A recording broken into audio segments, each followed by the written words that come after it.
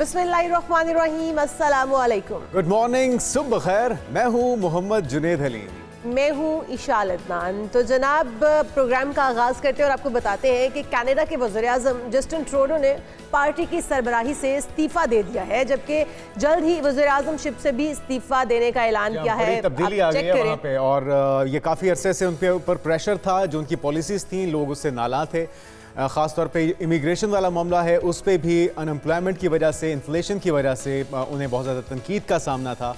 और कनाडा में एक प्रेस कॉन्फ्रेंस हुई है। कैनेडियन वज़ीर-ए-आज़म जस्टिन ट्रूडो, जो कि आगाज़ में बहुत ही मकबूल थे, उनकी जो पॉलिसीज़ थी उसे लोग बहुत ज़्यादा पसंद कर रहे थे, जिस तरह से वो तमाम कम्युनिटीज़ को सपोर्ट करते थे, वो हुक्मरान लिबरल पार्टी के सरबराही से इस्तीफ़ा दे रहे हैं। लेकिन नए रहनुमा के इंतखाब तक वज़ीर-ए-आज़म अच्छा जुनेद, एक और चीज़ भी है कि हम लोग देखते हैं हमारे मुल्क में अगर अवाम किसी वज़ीर-ए-आज़म को, वज़ीर आला को या किसी भी पार्टी के हुक्मरान को पसंद नहीं करती और उनके ऊपर तनकीद भी होती है, तो इसके बावजूद वो बज़िद रहते हैं कि हम तो हुक्मरान की सीट पे बैठे रहेंगे। यहाँ पे तो वो जो अखलाकियात होते हैं या जो एक्सपेक्टेशन होती है अवाम की कि आप अपने वादों को पूरा करेंगे तो आप अपनी सीट पर रहें, और अगर नहीं पूरा करते तो उतर जाएं।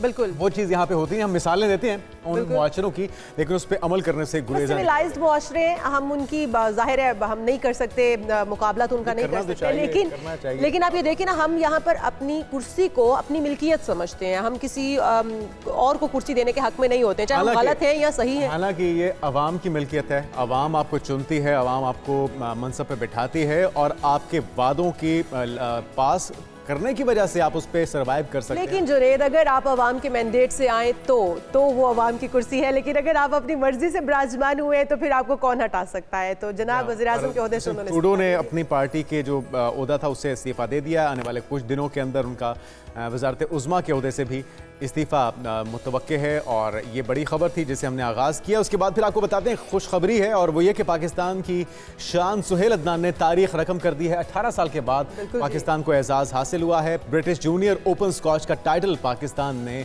जीत लिया जनाब। और सुहेल अदनान ने अंडर 13 कैटेगरी में ये गोल्ड मेडल जीता है और अपने नाम किया है, पाकिस्तान का नाम रोशन किया है। इस नन्हे सितारे ने, सुहेल अदनान नाम है। फाइनल में मिस्र के मोइज़ तमीज़ुल मुग़ाज़ी को सनसनीखेज़ मुकाबले में उन्होंने शिकस्त दी है। मोहसिन नकवी साहब ने भी मुबारकबाद दी है नन्हे इस प्लेयर को। जी हाँ, और दो के मुकाबले में 3 सेट से कामयाबी इसने हासिल की है। जीत के बाद का जश्न है, आप देख सकते हैं, सेलिब्रेशन तो बनती है जनाब।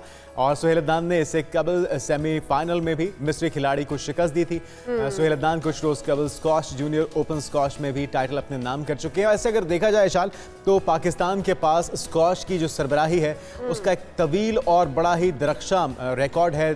और हमने देखा कि जहांगीर खान हो या जहांगीर खान हो, एक लंबे अरसे तक उन्होंने स्क्वॉश के मैदान पे हुक्मरानी की है, और दूर दूर तक उनका मदे मुकाबल कोई नहीं दिखाई देता। और लगता है कि एक बार फिर से पाकिस्तान जो है वो बाजी ले जाएगा और पाकिस्तान का नाम एक बार फिर पूरी दुनिया में गूंजेगा इंशाल्लाह। हम आगे बढ़ते हैं और कुछ टॉप 5 स्टोरीज शामिल कर लेते हैं, अपने प्रोग्राम का हिस्सा बनाते हैं। टॉप 5 स्टोरीज आपको बताएं कि इनिंग्स की शिकस्त से बच जाने के बावजूद पाकिस्तानी टीम जनूबी अफ्रीका के हाथों टेस्ट सीरीज में वाइट वॉश हो गई है। यहाँ एक अच्छी खबर के बाद ही एक सदमा है क्रिकेट शायकीन के लिए। हम एक्सपेक्ट कर रहे थे कि हम जिस तरह से वनडे में डिफीट के काबिल हुए थे, हमने शिकस्त दी थी जनूबी अफ्रीका को उन्हीं के घर में जाके, तो टेस्ट में ये सिलसिला जारी रहेगा, लेकिन ऐसा हुआ नहीं अनफॉर्चुनेटली, और एक बुरी शिकस्त हुई है हमें टेस्ट में।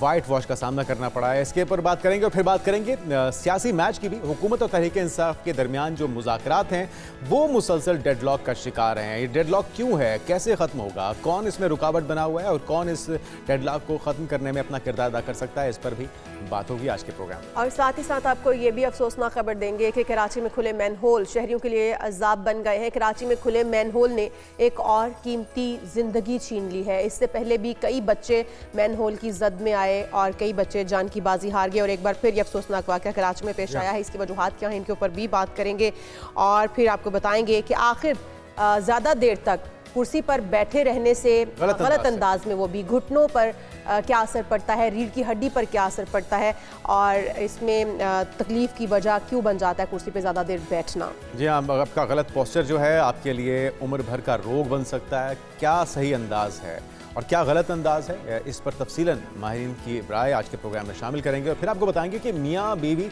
जो कि बहुत ही अनमोल रिश्ता होता है, इसमें शक और बदएतमादी क्यों पैदा हो जाती है और इसको दूर कैसे किया जाए, क्योंकि ये कहानी घर घर की है जनाब। तो आज के प्रोग्राम में हम इसका भी जायज़ा लेंगे कि गलत फहमियाँ कैसे पैदा होती हैं, बदएतमादी कैसे पैदा होती है, कौन पहल करे इस रिश्ते को मजबूत करने में, इसमें बेहतरी लाने में। तो आगाज़ कर लेते हैं जनाब। इनिंग की शिकस्त से बचाने का जो खौफ था वो तो दूर हो चुका, लेकिन सीरीज़ में वाइट वॉश हो चुकी है और बुरे तरीके से केप टाउन में जो होने वाला टेस्ट था जिसमें कौमी टीम को 10 विकेटों से शिकस्त हुई है। सीरीज़ 2-0 से अफ्रीकी टीम के नाम हुई। इसके ऊपर एक रिपोर्ट देखते हैं। तो इस सब के ऊपर बात करने के लिए हमारे साथ मौजूद है अहमद नजीब सती, स्पोर्ट्स जर्नलिस्ट हैं। वेलकम टू शो कहेंगे अहमद साहब आपको। अहमद, इसके ऊपर क्या कहते हैं आप? पाकिस्तानी टीम की परफॉर्मेंस किस तरह से देख रहे हैं आप? जी, मैं बड़े बुरे दिल से देख रहा हूँ। ये है कि ऑन द कार्ड्स है हम साउथ अफ्रीका में आज तक पाकिस्तान की हिस्ट्री में 2 मरतबा जीत, 2 टेस्ट जीते हैं सिर्फ। सीरीज तो बहुत बड़ी बात होती है। 2 टेस्ट ही जीते हैं। दोनों टेस्ट मैचेस में शोएब अख्तर का एक कलीदी किरदार जो था उन्होंने प्ले किया था। तो अब हमारे पास ना एक्सप्रेस पेसर और उस कैलिबर का पेसर नहीं मौजूद है। बात यह है कि पाकिस्तान की टीम जो है वो टेस्ट क्रिकेट में पीछे है और काफी ज्यादा पीछे है। उसके पीछे बहुत ज्यादा वजूहात हैं। मैं वो बताना तो नहीं चाहूंगा, नहीं बता सकूंगा क्योंकि वक्त कलील होता है, लेकिन ये है कि आपकी फर्स्ट क्लास क्रिकेट में आपके सुपरस्टार्स खेलते नहीं है। आपकी फर्स्ट क्लास क्रिकेट का जो कोई मयार इतना अच्छा है नहीं, जो रेड बॉल की वजह से आप टेस्ट क्रिकेट खेलना सीखते हैं। तो आप फिर कैसे अच्छे प्लेयर प्रोड्यूस करेंगे? फिर वहां पर आपके की पोजीशन के ऊपर आप मैचेस, कितने मैचेस में पिछले 1-2 साल में आपको बता सकते हैं जो हम जीतते हार गए, क्योंकि आपके अंदर वो जो फिनिशिंग टच होता है ना, वो वाला टच नहीं है। तो बहुत सारे ऐसे फैक्टर्स हैं जिनकी वजह से पाकिस्तान जो है कम से कम मैं समझता हूँ पहला टेस्ट तो जीत सकता था। ये तो मुश्किल आपने अपने लिए कर लिया था। तो मेरा ख्याल है कि काफी मायूसकुन शिकस्त है। और हम साउथ आप अफ्रीका किस भी तरह हमारा से बहुत देखते बुरा हैं रिकॉर्ड है। कि टीम मैनेजमेंट है, सिलेक्शन कमेटी है, कोचेस हैं, खिलाड़ी भी हैं और वो तनख्वाहें भी लेते हैं ना, वो तमाम जो प्रिविलेजेस हैं वो उसका फ़ायदा उठाते हैं, लेकिन जब परफॉर्मेंस की बात आती है तो फिर उसे कॉम्प्रोमाइज़ कर दिया जाता है। और आप बात कर रहे हैं कि हमारे पास ज़बरदस्त किस्म के पेसर थे, शोएब अख्तर, ठीक है, बहुत अच्छी बात है, लेकिन बॉलिंग तो आज भी हमारी स्ट्रेंथ है। बैटिंग जो है वहाँ पे हम सफ़र करते हैं हमेशा। बॉलर्स अपना काम कर भी जाएं तो बैटिंग लाइनअप फ्लॉप हो जाती है हमेशा। इस बार भी वही हुआ। तो इसके लिए कौन सदेबाब करेगा, कौन प्रिपेयर करेगा खिलाड़ियों को, और कब होगा ये?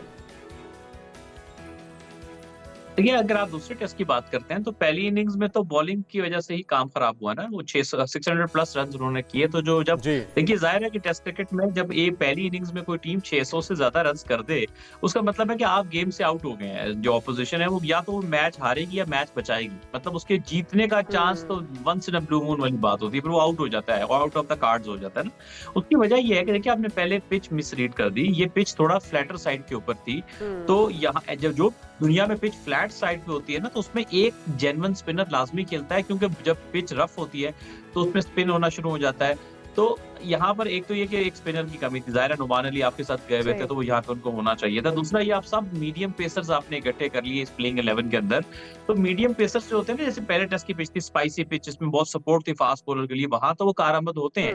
लेकिन जहाँ पे थोड़ी फ्लैट विकेट होती है वहां आपको थोड़ी पेस चाहिए होती है। तो मेरा ख्याल है यहाँ नसीम शाह होते तो शायद थोड़ा बेहतर होता। मैं शायद होते तो शायद हम जीत जाते। अहमद, वेस्ट इंडीज की टीम भी पाकिस्तान जो है वो आ चुकी है। एक और इम्तिहान इस वक्त दरपेश है पाकिस्तानी शाहीनों को।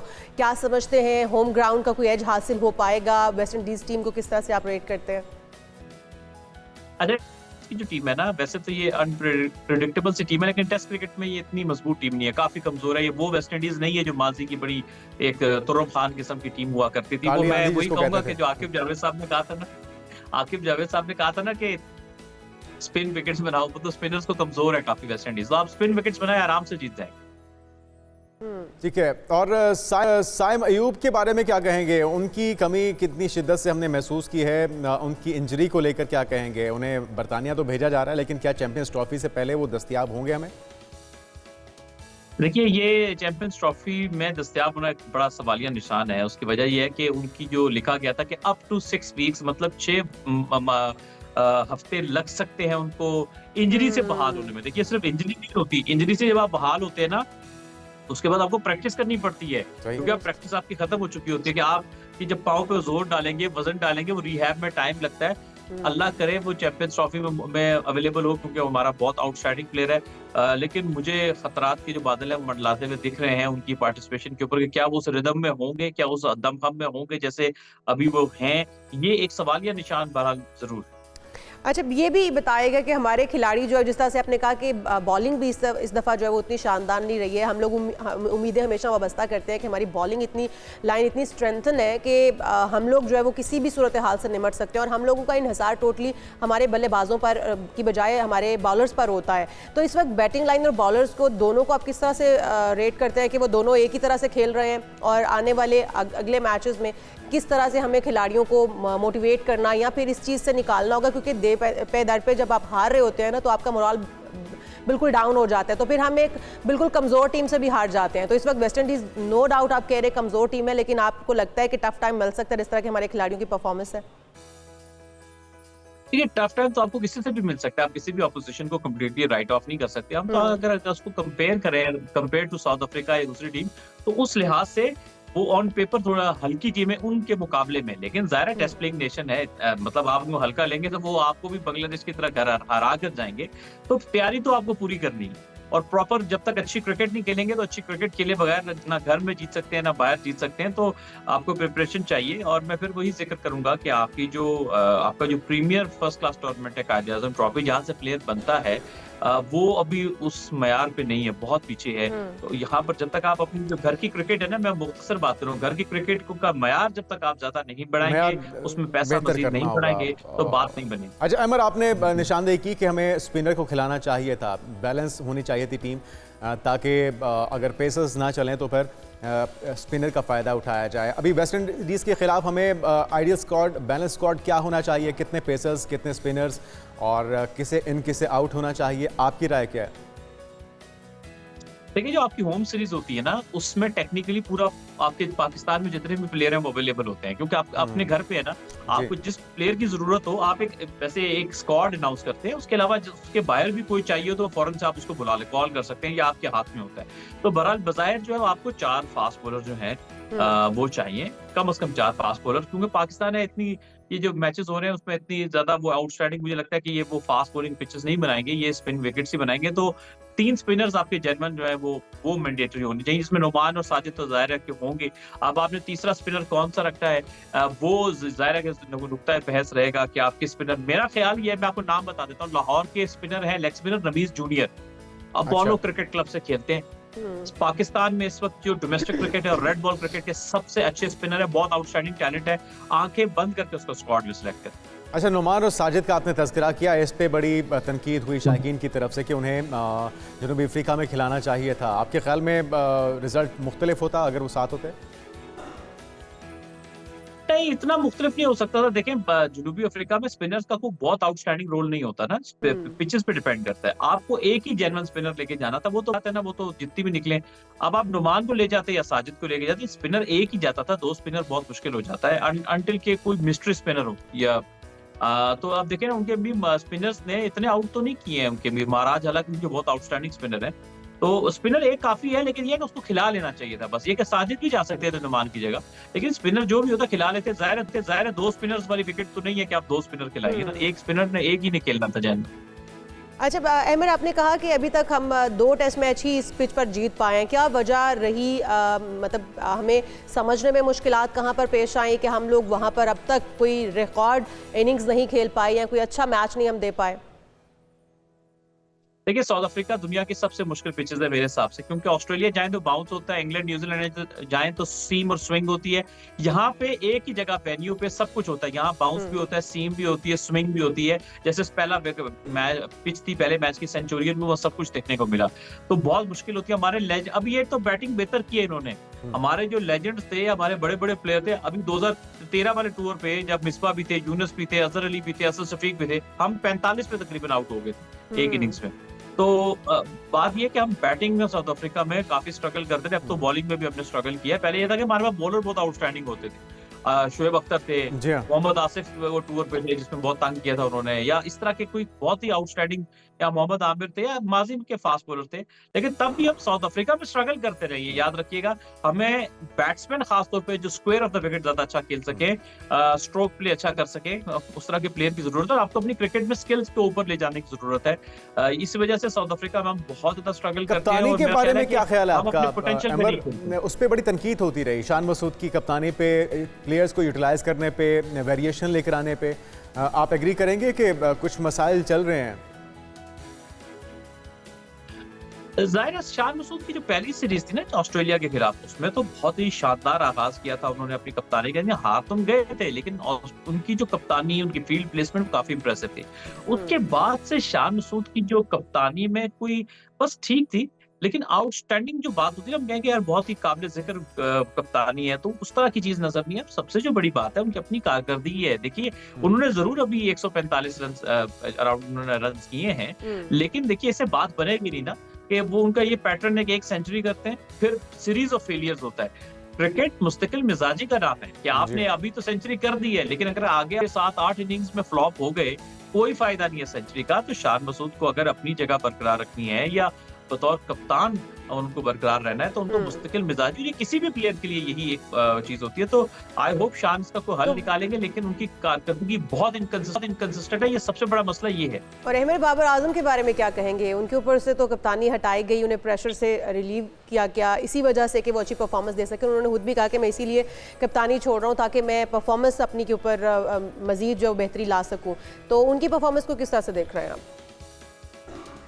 अच्छी बात है कि खुशहाल बात है कि बहुत स्ट्रगल किया उन्होंने, लेकिन at the end Pakistan cricket board भी उनको साथ लेकर चलता रहा और अब उन्होंने समहाउ रन्स किए। तो ये देखिए सबसे बड़ी जो फॉर्म वापस आने की बात होती है ना, वो आपके रन्स होते हैं। कोचेस से कहेंगे वो आपको सर से लेके पैर तक 10 टेक्निकल फॉल्ट निकाल देंगे कि पैर यूं आ रहा था, सर यूं जा रहा है, बॉडी खुल रही है, बॉडी बंद हो रही है, टेक्निकल एस्पेक्ट से। लेकिन जब प्लेयर रन्स करता है ना, ऑटोमेटिकली बॉडी की अलाइनमेंट ठीक होना शुरू हो जाती है। छोटी माइनर एडजस्टमेंट उन्होंने जरूर की अपने स्टांस को लेके, लेकिन ये है कि सबसे अच्छी बात यह कि बाबर आजम ने अपने आप को वक्त दिया, जल्दबाजी नहीं की, इस सीरीज के अंदर टाइम लिया और रन्स किए हैं। और रन्स ही एक ऐसी चीज होती है जो कि आपके मुकम्मल एतमाद बहाल करने में आपको हेल्प आउट करती है। और ये बड़ी खुशाइन बात है कि बाबर आजम ने इस सीरीज में काफी रन्स किए। बहुत शुक्रिया। अहमद नजीब सती हमारे साथ मौजूद थे और ज़रा जायज़ा लिया जा रहा था कि शिकस्त हुई है, उसकी वजूहत क्या थी, किस तरह से बेहतरी लाई जा सकती है, क्योंकि इम्तिहानात तो आगे बहुत से हैं और सबसे बड़ी जो चीज़ है वो चैंपियंस ट्रॉफी के लिए आपका मोराल अप होना चाहिए। वो के भी टेस्ट सीरीज़ में शिकस्त हुई है, लेकिन हमें दोबारा से कम बैक करना होगा। वेस्ट इंडीज़ की टीम जिस तरह से हमने आपको बताया कि पाकिस्तान पहुँच चुकी है, बिल्कुल, लेकिन वो कमज़ोर टीम ज़रूर है, लेकिन हमें फिर भी जिस तरह के हमारे खिलाड़ी खेल पेश करते हैं, जिस तरह से वो खेलते हैं, तो हमें टफ टाइम मिल सकता है। तो हमें जमकर मेहनत करनी होगी, हमारे खिलाड़ियों को सोच समझ करके खेलना होगा। हम आगे बढ़ते हैं और बात कर लेते हैं कुछ बॉलीवुड इंडस्ट्री के लेजेंड अदाकार इरफान खान की, जिनकी आज 58वीं सालगिरह मनाई जा रही है। हाँ, बहुत जल्दी वो साथ छोड़ गए हमारा, लेकिन अपने फैंस जो हैं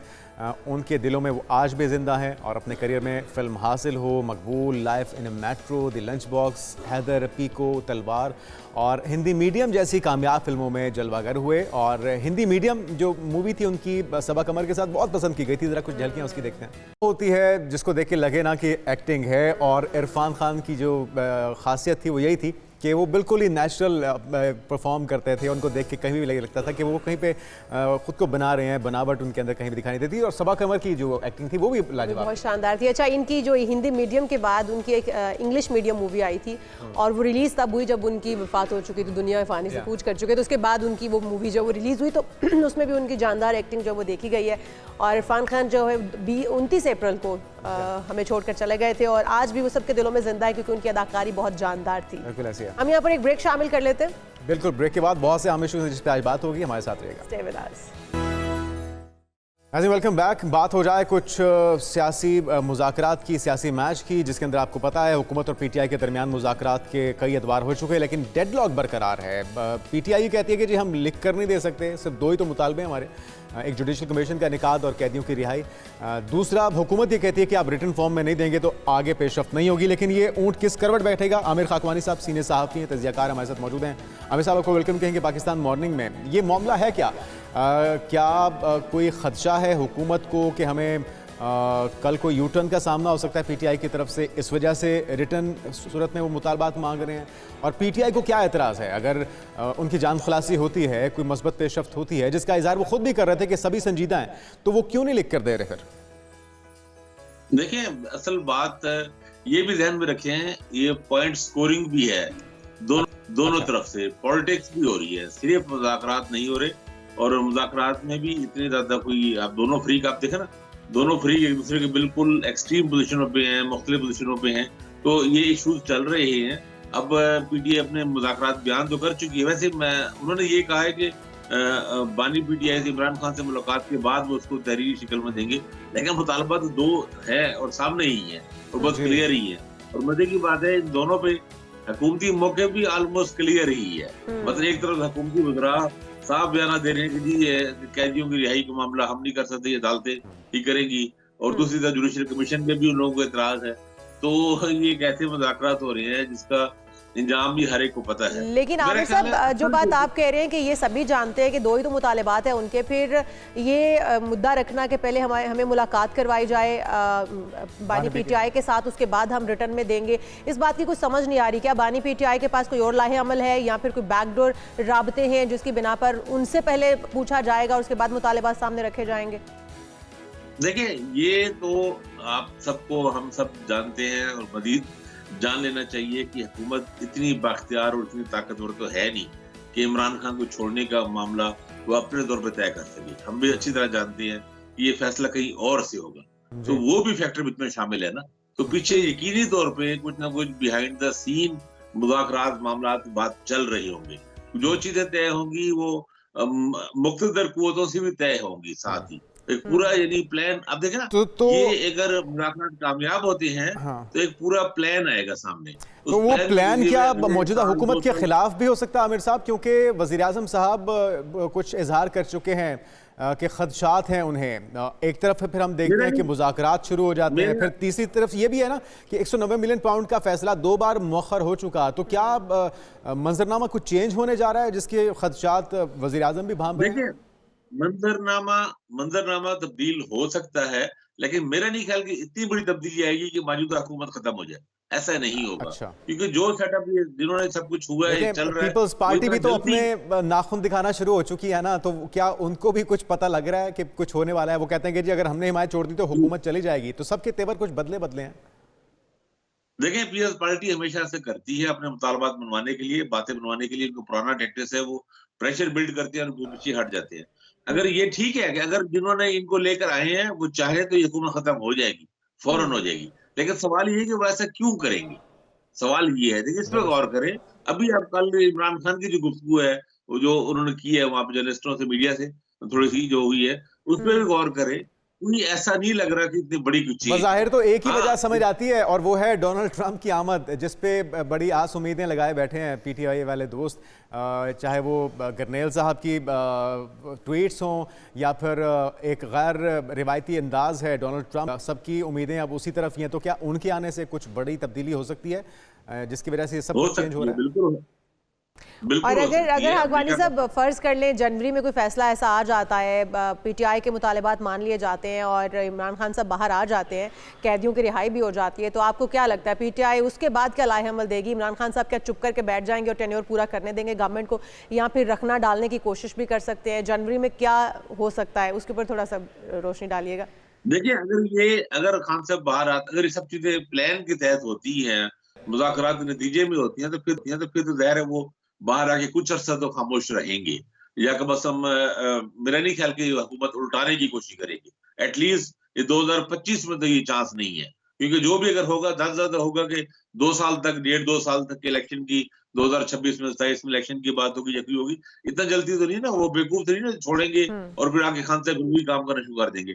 ऐसा नहीं होगा। अलबत्ता ज़ाहिर है वो एक अपोजिशन लीडर है, उन्होंने पॉलिटिक्स करनी है और तनकीद भी करनी है, और वो मे भी वो होना तो ये चाहिए, आइडियली वो चाहिए कि खान साहब को बाहर आके पार्लियामेंट में जाना चाहिए और पार्लियामेंट में पॉलिटिक्स करनी चाहिए। इलेक्शन सर, लड़े, जो जुनेद पूछ रहे थे आपसे कि क्या क्योंकि अब डोनाल्ड ट्रंप के ऊपर भी उम्मीदें वाबस्ता हैं पीटीआई के दोस्तों की, तो क्या उनके आने के बाद कोई तब्दीली हो सकती है, पीटीआई के लिए कोई बेहतरी आ सकती है?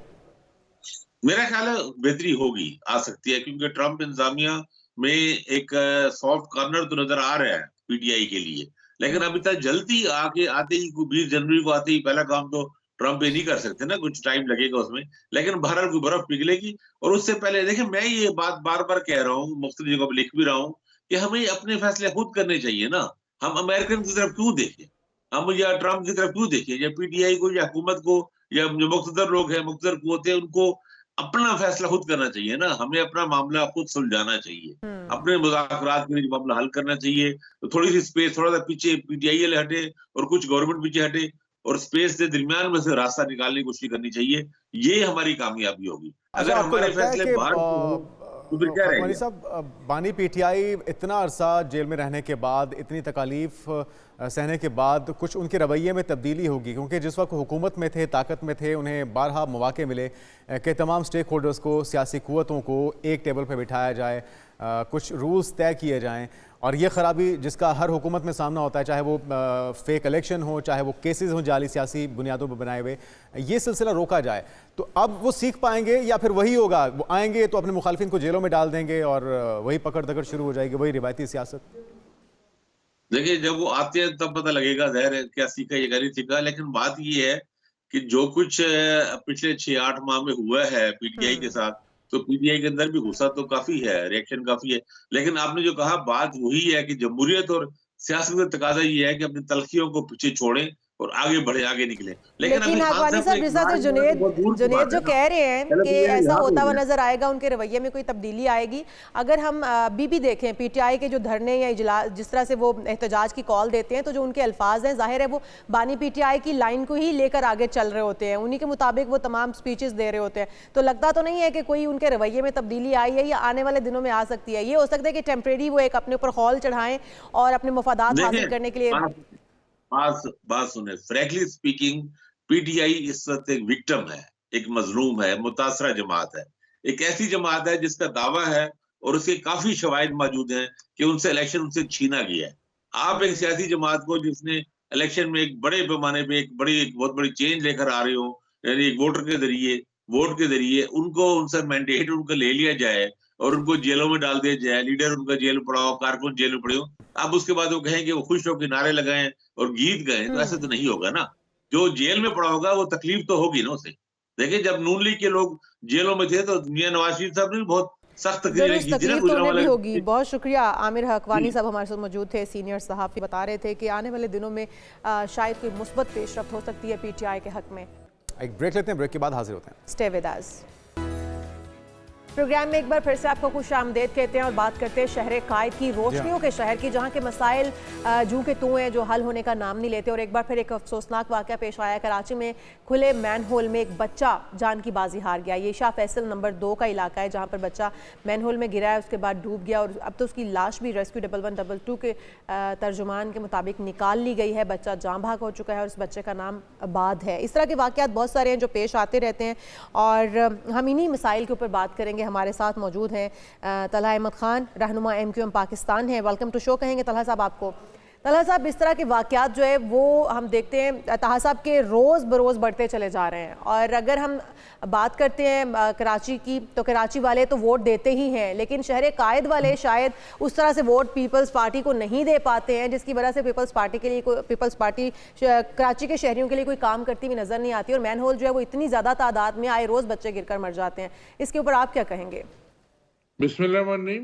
ऐसा नहीं है कि पीपल्स पार्टी को तो जहां से वोट मिलता है, अगर आप वहां के हालात देखें तो वो जगहें तो फिर शायद इंसानों को रहने के काबिल भी नहीं बची। आप कैमरे की आंख के साथ लड़काना जाएं, दादू जाएं, सखर जाएं और सजावल जाएं, ऐसे शहरों में जाएं सिंध के जहां पीपल्स पार्टी का वोट बैंक है। मसला ये है कि मसला कारकर्दगी का है, मसला कॉम्पिटेंस का है। पीपल्स पार्टी की कैपेसिटी नहीं है डिलीवर करने की, ना उनकी नीयत है। आप ये देखें कि ये कितनी मुजरिमाना गफलत है। उसके बाद जो मेयर कराची का बयान आता है वो ये कहते हैं कि जी मैं ढकने थोड़ी चोरी कर रहा हूँ। भाई तुम्हारी जिम्मेदारी है, तुम कैसे इस चीज से भाग सकते हो? तुम लोगों की जिम्मेदारी है। गट पुलिस किसके पास है? कौन है जो इस मुल्क में, इस आपके सूबे में, इस शहर में, मुल्क में चले हम कहें जी जहां पीपल्स पार्टी की हुकूमत नहीं है वहां उनकी जिम्मेदारी नहीं लेते। लेकिन अगर हम सदर पाकिस्तान पीपल्स पार्टी का है, चेयरमैन सेनेट पीपल्स पार्टी का है, वजीर आला सिंध पीपल्स पार्टी का है, सिंध में तो अनइंटरप्टेड 15 साल से जो गवर्नमेंट 16 साल से मिली है वो पीपल्स पार्टी को मिली है। उसके बावजूद एक मॉडल यूसी नहीं बना सके, एक मॉडल गली नहीं बना सके, एक मॉडल मोहल्ला कहाँ कर रही है पीपल्स पार्टी? क्योंकि 2 टेन्योर से ज्यादा से वो हुकूमत कर रहे हैं कराची में, मेयरशिप एक तबील अरसे से उनके पास है। आपके पास अगर मुस्तफा कमाल साहब की हम बात करते हैं, वो आइडियल दौर था, उसमें तरक्याती काम भी हुए थे, छोटे छोटे इश्यूज। हालांकि कराची जितना बड़ा है, जितनी कौमियतें वहाँ पे आबाद हैं, एक बड़ा चैलेंज है इन तमाम मसाइल को एड्रेस करना, लेकिन आपने तो कर दिखाया था। कहाँ पे मार खा रहे हैं? देखिए, 2 चीज़ें, ये करना किसी के लिए जिस तरह हमने किया था वो फ़ॉर्मूला मौजूद है। सबसे पहले तो आपने 3-4 चीज़ें ऐसी की ना कि आपने सबसे पहले तो मेयर के इख्तियारात ही लेके लोकल गवर्नमेंट के वज़ीर और वज़ीर आला को दे दिए। 18वीं तरमीम की जो बुनियादी मकसद था वो ये था कि डेवोल्यूशन ऑफ पावर हो, लेकिन इन लोगों ने तो अक्युमुलेशन ऑफ पावर की।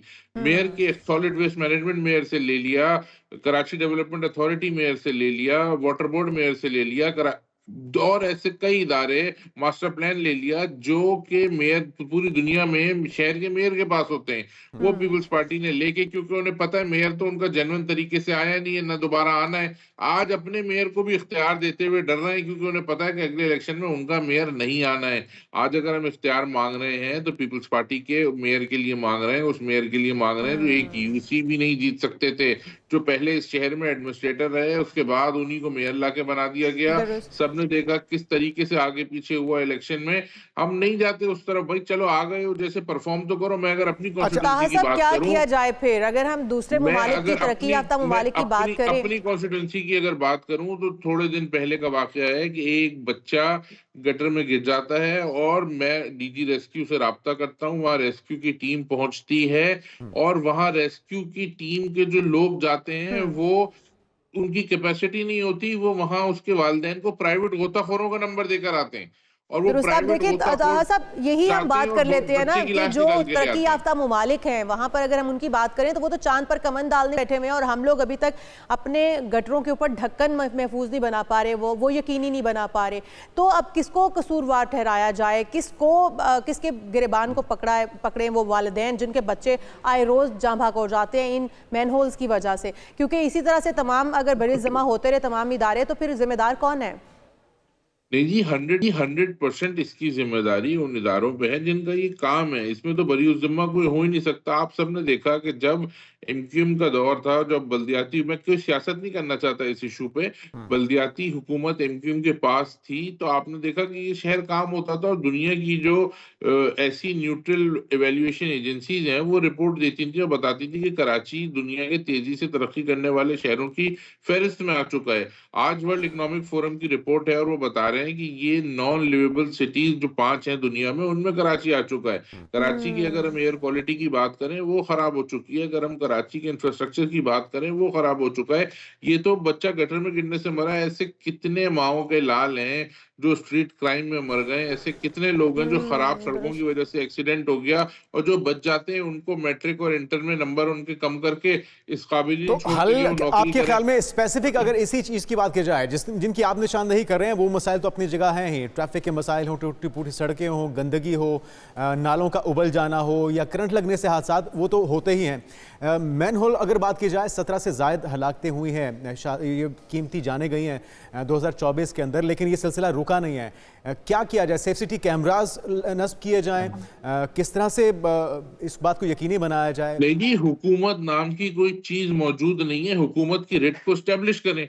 आप जो है वो कैसे आपके होते हुए, पुलिस आपकी है, इंतजामिया आपकी है, लोकल गवर्नमेंट आपकी है, कैसे कोई गटर का ढकना, जो ये लॉजिक दे रहे हैं कि गटर का ढकना लोग चुरा लेते हैं और शहरियों का काम है। भाई शहरियों का काम है, तुम्हारा क्या काम है? अगर सब कुछ शहरियों ने करना है तो फिर आप घर जाओ, शहरी संभाल लेंगे, शहरी चला लेंगे। आपको इतना शौक है, आप जिस तरह से हर इदारा जो है वो आपने देखे, devolution of power is only solution, कि गली मोहल्ले की जिम्मेदारी वजीर आला के पास नहीं हो सकती, हर गली हर मोहल्ले की जिम्मेदारी उसके काउंसलर के पास हो सकती है ताकि उसे अकाउंटेबल ठहराएं।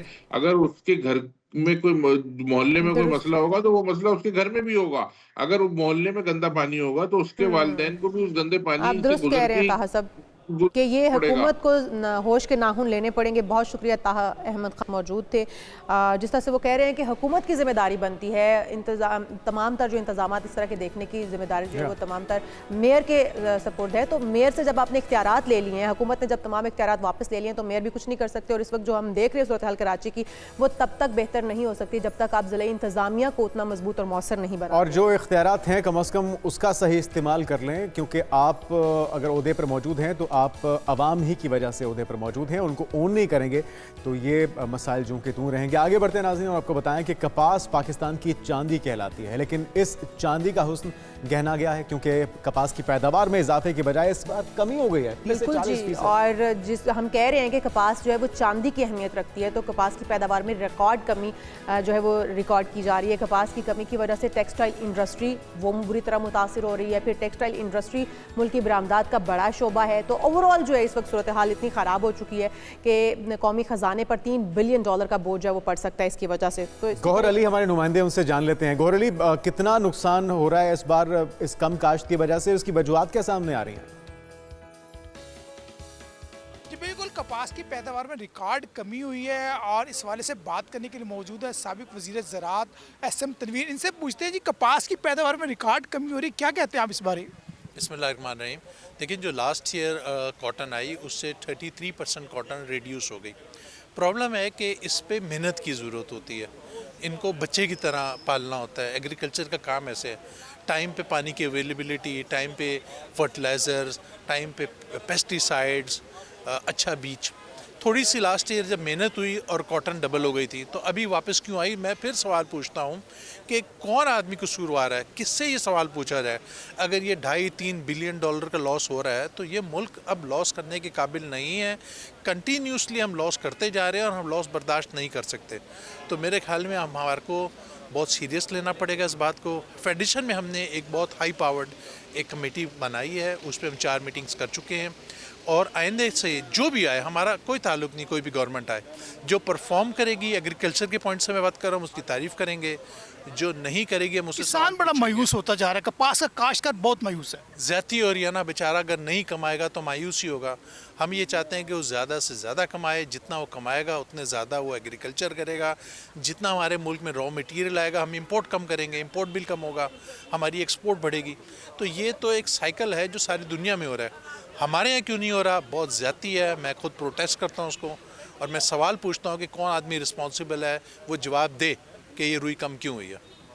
जी बिल्कुल, SM तनवीर का कहना है कि कपास की पैदावार में जो कमी हुई है उसकी तहकीकात होनी चाहिए और ज़िम्मेदारों का तयन होना चाहिए। जी तो नाज़रीन, मौजूद थे हमारे नुमाइंदे गौहर अली, साबिक वज़ीर ज़राअत और सनअत व तिजारत थे SM तनवीर साहब, और बुनियादी तौर पे ये जो बातें कर रहे थे ये ठीक हैं और CM साहिबा को ख्याल करना चाहिए और पूरे पाकिस्तान के अंदर ऐसी पॉलिसीज़ लानी चाहिए जिससे जो किसान हैं वो डिस्करेज ना हो।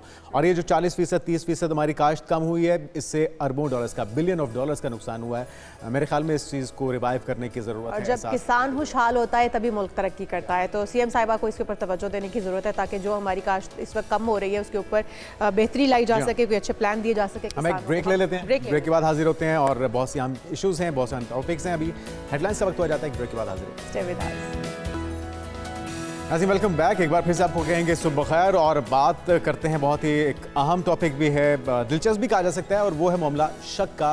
और बाज़-औक़ात अगर हम देखें तो जो माहौल है वो बहुत असरअंदाज होता है आपकी आदात के ऊपर, तबीयत के ऊपर। अगर आपके आसपास बदगुमानी है, शुकुक व शुबात के बादल मंडला रहे हैं, कोई आपको इस तरह के उल्टे सीधे मशवरे दे रहा है, तो आप भी सोचने में मजबूर हो जाते हैं कि कुछ ना कुछ गलत चल रहा है। और नेगेटिविटी अगर आपके इर्द गिर्द होगी तो जाहिर है आप उसके ज़रिए असर आएंगे, और वही नेगेटिविटी वो लोग भी हो सकते हैं, वहाँ का माहौल भी हो सकता है, और फिर आप अपने शौहर पर या आप अपनी बीवी पर शक करने लग जाते हैं, फिर बल्कि आप अपने वालिदैन पर, अपने बहन भाइयों पर आप शक करना शुरू हो जाते हैं। तो ये आदत जो है वो कितनी बुरी है और कितना तकलीफदेह साबित। और ये जो मुकद्दस रिश्ता है इशाल मियाँ बीवी का, ये अल्लाह ताला ने सबसे, जो रिश्ते जितने भी बनाए हैं उनमें सबसे ज़्यादा अहमियत का हामिल है। पहला जो जोड़ा इस दुनिया पे उतारा गया था वो भी इसी रिश्ते में बंधा हुआ था। का रिश्ता उतारा गया। तो ये गलत फहमियाँ आखिर क्यों पैदा होती हैं, किस तरह से इससे छुटकारा मुमकिन हो सकता है? और ये शक की ये नासूर है जो एक अज़दा की तरह आपके रिश्ते को निगल जाता है, इससे किस तरह से अच्छा, ये भी जुनेद मैं पूछूंगी क्योंकि हमारे साथ मौजूद है डॉक्टर समिया अख्तर साहिबा, लाइफ कोच हैं, ये भी पूछा जाए कि शक कौन ज्यादा करता है, मर्द हजरात ज्यादा शकी होते हैं या खवातीन ज्यादा? ये भी पूछ लीजिए। तो वेलकम टू शो कहेंगे डॉक्टर साहिबा आपको। डॉक्टर साहिबा, क्योंकि हम देख रहे हैं जिस सोसाइटी में हम रहते हैं, तरह तरह के लोग हमें मिलते हैं, कभी कभी तो घर के अपने ही फ़र्द जो है वो आपको किसी न किसी शक में मुब्तला कर देते हैं, जिसके बायस मियाँ बीवी में झगड़े शुरू हो जाते हैं। वो बीवी के घर वाले भी हो सकते हैं, मियाँ के घर वाले भी हो सकते हैं। तो शक किस तरह से पैदा होता है, किस तरह से इसको ख़त्म किया जाना, और फिर क्या मर्द हजरा ज़्यादा शक्की हैं या औरतें? क्योंकि मैं अब तक जो मेरी टीम है वो ये मुझे बता रही है कि जी मर्द हजरा ज़्यादा शक्की होते हैं, जुनेद कहते हैं कि खवातीन ज़्यादा शक्की होती हैं। नहीं, दोनों ही मेरे ख्याल में करते हैं, लेकिन डॉक्टर साहब से पूछ लेते हैं। देखें, किसी भी चीज की ओवर जर्नलाइजेशन ठीक नहीं है। तो शक जो है वो औरतें भी कर सकती हैं और मर्द भी कर सकते हैं, और दोनों तरफ से होता है। जहां कहीं भी रिलेशनशिप के अंदर डिससेटिस्फेक्शन होगी ना, जी। तो वहां पर शक होगा। और शक करने के लिए कुछ प्री ऐसे चीजें होती हैं जो पास्ट एक्सपीरियंसेस होते हैं लोगों के अपनी जिंदगियों के, जिसकी वजह से एक पैटर्न बन गया होता है शक करने का। तो इसलिए हम ये नहीं पिन पॉइंट कर सकते कि औरतें ज्यादा करती हैं या आदमी ज्यादा करते हैं। हो सकता है आदमी कहें कि औरतें ज्यादा करती हैं, लेकिन बहरहाल ये दोनों तरफ से एक जैसा होता है। आजकल तो जिस तरह दुनिया एक्सपोज्ड है हर चीज के लिए, तो बाहमी ये हो जाता होता है, ये शक होता है, मिसट्रस्ट होता है एक दूसरे के ऊपर। और लेकिन वो क्या क्या एलिमेंट्स होते हैं डॉक्टर साहबा? एक तो है कि कुछ एक्सपीरियंसेस कि कुछ ऐसा आपने की नज़र से गुजरा हो जो कि मायूब हो या गैर रिवायती हो, जिसकी वजह से आपके दिल में एक शक बैठ जाता है। वो साइड फैक्टर्स कौन कौन से हो सकते हैं? आपकी कंपनी, आपके दोस्त अहबाब, या आपके जो सो कॉल्ड एडवाइज़र्स होते हैं, वो कोई भी हो सकता है, आपका करीबी रिश्ता भी हो सकता है। वो कितना किरदार अदा करते हैं ये शक डालने में आपके जहन में? जी, शक जो होता है वो हो सकता है कि शक का बीज आपके अपने अंदर मौजूद हो ना, बाकी लोग तो सिर्फ उसकी आबियारी करते हैं। तो तो डॉक्टर साहब, आप ये आपने दुरुस्त कहा कि कभी कभी शक का बीज आपके अंदर मौजूद होता है, उसको हवा देने की ज़रूरत होती है जो दूसरे साथ वाले दे देते हैं। हम इस शक को किस तरह, क्योंकि ये रिश्ते टूटने की वजह बन जाता है। कभी बच्चे अपने माँ बाप से दूर हो जाते हैं, बेटा अपने माँ बाप को छोड़ देता है, बहन भाइयों को छोड़ देता है इसी शक की बुनियाद पर, और कभी बीवी को छोड़ देता है, बीवी शौहर को छोड़ देती है। ये शक की दलदल से किस तरह से निकाला जाए उन लोगों को जो शक में पड़ गए हैं और अपने रिश्ते जो है दांव पर लगा चुके हैं? इसके लिए जो सबसे की एलिमेंट है ना, वो है रिस्पेक्ट का, ठीक है, ऑनर का। कि ऑनर सेल्फ, ऑनर अदर्स।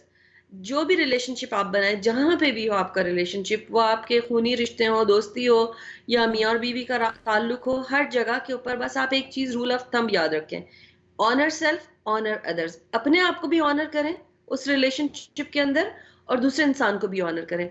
मगर it is easier said than done. अक्सर औकात ये होता है कि रिलेशनशिप्स के अंदर अगर हम खुद को ऑनर कर रहे होते हैं तो दूसरे इंसान को नहीं ऑनर कर रहे होते, अगर हम उसको ऑनर कर रहे होते तो हम खुद को नहीं ऑनर कर रहे होते। तो ये चीज जो है उस रिलेशनशिप के अंदर एक डिससेटिस्फेक्शन पैदा करती है, और वो फिर और बहुत सी खराबियों की जड़ बनती है। दूसरी जो की है एक हेल्दी रिलेशनशिप के लिए, वो है ऑनेस्ट, ट्रांसपेरेंट, जेन्युइन कम्युनिकेशन। ठीक है, अल्लाह ताला ने भी कुरान में फरमाया, या अय्युहल्लज़ीना आमनू क़ूलू क़ौलन सदीदा, दुरुस्त और सीधी बात किया करो। तो एक दूसरे के साथ एक ऐसी कम्युनिकेशन के जो ऑनेस्ट हो, ट्रांसपेरेंट हो, जेन्युइन हो, आप जो कह रहे हैं वही आपकी मुराद हो, आपकी इंटेंशन दुरुस्त हो, कि आप इस कम्युनिकेशन से चीजें रिजॉल्व करना चाह रहे हैं, अगले इंसान को घेरना नहीं चाह रहे, उसको नीचा नहीं दिखाना चाह रहे। तो ये कम्युनिकेशन एक इसके अंदर एक बहुत इम्पोर्टेंट फैक्टर होता है रिलेशनशिप्स के अंदर। तीसरी चीज जो रिलेशनशिप के अंदर उनको जिंदा रखती है रूह की तरह, वो होती है गुडविल। एक दूसरे के लिए गुडविल। गुडविल जो होती है ये कम्बिनेशन होती है कंपैशन यानी गम ख्वारी का, काइंडनेस का, हमदर्दी का और मोहब्बत का। तो ये भी एक बेसिक इंग्रेडिएंट होता है। तो अगर जहां पर हम इन तीन चीजों को इकट्ठा जमा करने में कामयाब हो जाएंगे, वहां अव्वल तो ऐसे मसाइल पेश नहीं आएंगे, अगर पेश आएंगे भी तो हम उनको बड़ी आसानी से हल अच्छा कर डॉक्टर साहब, सकते हैं। एक चीज़ ये भी है कि एक तो यह है कि हम रिश्ता ख़राब करते ही रिश्ते से हाथ धो बैठते हैं, लेकिन बदगुमानी गुनाह कितना बड़ा है, ये आपकी ज़ात को कितना डैमेज कर रही होती है। एक तो वो चीज़ है कि चले किसी चीज़ में कोई चीज़ आपने नोट की है तो उसके बाद बदगुमानी पैदा हुई, एक चीज़ किसी शख्सियत में है ही नहीं, फिर भी आप बदगुमानी कर रहे हैं, तो ये गुनाह की हैसियत से कितना संगीन गुनाह है। जी, आप ये देखें कि इसके ये इतनी इम्पोर्टेंट चीज थी कि अल्लाह सुब्हानहू व तआला को कुरान में इस पे एक आयत उतारनी पड़ी। और सूरह हुजरात में अल्लाह ताला ने फरमाया कि बहुत ज्यादा एक दूसरे के बारे में गुमान ना किया करो, क्योंकि बहुत से गुमान जो है वो गुनाह होते हैं। और इसी में अल्लाह ताला फिर फरमाते हैं कि ला तजस्ससु, और एक दूसरे के बारे में तजस्सुस ना किया करो, बिला वजह की खोज ना लगाया करो, क्योंकि हो सकता है कि आपको उस बिला वजह की खोज लगाने में आपकी नजरों से कोई ऐसी चीज गुजरे जिसका बैकग्राउंड ही नहीं आपको पता, और आप अपने दिल में जो है वो एक बुरा ख्याल लेकर उस इंसान के लिए बैठ जाएं और फिर उसको पालते रहें। अच्छा डॉक्टर साहिब, आप बिल्कुल दुरुस्त आपने फरमाया कि हमें किसी के बारे में बदगुमानी पैदा ही नहीं करनी चाहिए, हमें सबके लिए एक अच्छा गुमान रखना चाहिए। लेकिन अगर ये बदगुमानी पैदा हो गई, अब उसकी वजह से हमारा रिश्ता मुतासिर हो रहा है, तो क्या इसकी कोई थेरेपी हो सकती है? डॉक्टर से रुजू करना चाहिए? क्योंकि कम्युनिकेशन गैप तो उस वक्त हम देखते हैं कि बिल्कुल ख़त्म हो जाता है। आप अगले बंदे को उस शक की नज़र से देख रहे होते हैं कि आप उसके साथ बात भी नहीं करना चाहते हैं, तो उस सूरत में क्या किया जाए? उस सूरत में एक तो हम ये समझते हैं कि रिश्तों के अंदर जब कॉन्फ्लिक्ट आता है तो शायद ये एक कोई गलत चीज़ है। ये किसी भी रिलेशनशिप के अंदर कॉन्फ्लिक्ट आने का मतलब ये है कि वो रिलेशनशिप जिंदा है, अलाइव है, ठीक है? उस कॉन्फ्लिक्ट को हेल्दी तरीके से रिजॉल्व करना आना चाहिए। दुरुस्त। अगर किसी रिलेशनशिप के अंदर कॉन्फ्लिक्ट नहीं है, फ्रिक्शन नहीं है, तो इसका मतलब कोई उस रिलेशनशिप के अंदर जो लोग हैं वो अपना ट्रू सेल्फ ही नहीं है उस रिलेशनशिप में, एक दूसरे के लिए कॉम्प्रोमाइज कर रहे हैं या कुछ और बन के पेश हो रहे हैं। तो जब भी ऐसा कोई कॉन्फ्लिक्ट आए तो जिन दो लोगों के बीच में वो कॉन्फ्लिक्ट है, सबसे पहले तो वो इस चीज को एम्ब्रेस करें कि कॉन्फ्लिक्ट का आने का मतलब ये है कि उनका रिलेशनशिप एक हेल्दी रिलेशनशिप है, ठीक है? उसके बाद बैठकर इस चीज को आइडेंटिफाई करें कि ये जो कॉन्फ्लिक्ट आया था इसकी रूट कॉज क्या थी, ये कहाँ से आया था, ये क्यों आया था। और वही बात, ऑनर सेल्फ ऑनर अदर्स, उसके अंदर अपनी फीलिंग्स, अपनी इमोशंस, अपनी इनपुट को भी ऑनर करें और दूसरों को भी ऑनर करें, उसको भी बिल्कुल डिसरिगार्ड ना करें। और उसके बाद बहुत दफा लोग जब इस तरह की डिफिकल्ट कन्वर्सेशन कर लेते हैं रिलेशनशिप्स के अंदर, तो वो पहले से ज्यादा क्लोज हो जाते हैं, पहले से ज्यादा स्ट्रांग हो जाते हैं। एक और चीज़ भी है डॉक्टर साहिबा, क्योंकि हमारी जो सोसाइटी है, अगर मैं थोड़ा सा उसके ऊपर आ जाऊँ कि वजूहात क्या है, तो हमारी थोड़ी सी सोसाइटी जो है वो इस तरह की है कि अब हमारे यहाँ एक्स्ट्रा मैरिटल अफेयर बहुत आम सी बात हो गई है। वो एक शौहर का भी हो सकता है, वो एक बीवी का भी हो सकता है, तो वहाँ से शक की बुनियाद रखी जाती है। अब जब शक पैदा हो जाता है, बीवी कहीं बाहर काम से गई है, उसके ऊपर शौहर शक कर रहा है, शौहर कहीं काम से बाहर है या लेट हो गया है दफ्तर से घर आने में, तो उसके ऊपर शक हो रहा है। ऐसी सूरत हाल में हमें अपनी सोसाइटी को किस तरह से ठीक करने की ज़रूरत है ताकि ये नौबत आए ही ना कि हम एक दूसरे को शक की निगाह से देखें? देखिए, सबसे पहले तो हमें इस चीज को ऑनर करने की, एम्ब्रेस करने की जरूरत है कि हम जिस वक्त में रह रहे हैं, यहाँ पर औरतें और मर्द मिलजुल कर काम करते हैं, इकट्ठे ऑफिसेज में काम कर रहे होते हैं, यूनिवर्सिटी कॉलेजेस में इकट्ठे पढ़ रहे होते हैं, स्कूलों में इकट्ठे पढ़ रहे होते हैं, ठीक है? मिक्स गैदरिंग्स होती हैं। तो ऐसे के अंदर अगर कोई से दो फरीक जो कि ऑपोजिट जेंडर्स में से अगर वो आपस में कोई कन्वर्सेशन कर भी रहे हैं, तो फिर हमें इसके लिए अपने दिल को खुला रखना चाहिए। जरूरी नहीं है कि वो किसी तरह की किसी इलेजिटिमेट रिलेशनशिप के अंदर इन्वॉल्व है, ठीक है? तो एक तो ये कि हमें इस चीज के लिए अपने दिल को खुला रखना चाहिए, औरतों को भी और मर्दों को भी। दूसरी बात यह कि जब हम किसी के ऊपर शक करना शुरू कर देते हैं तो हम फिर बहुत एक्सट्रीम्स तक जाते हैं।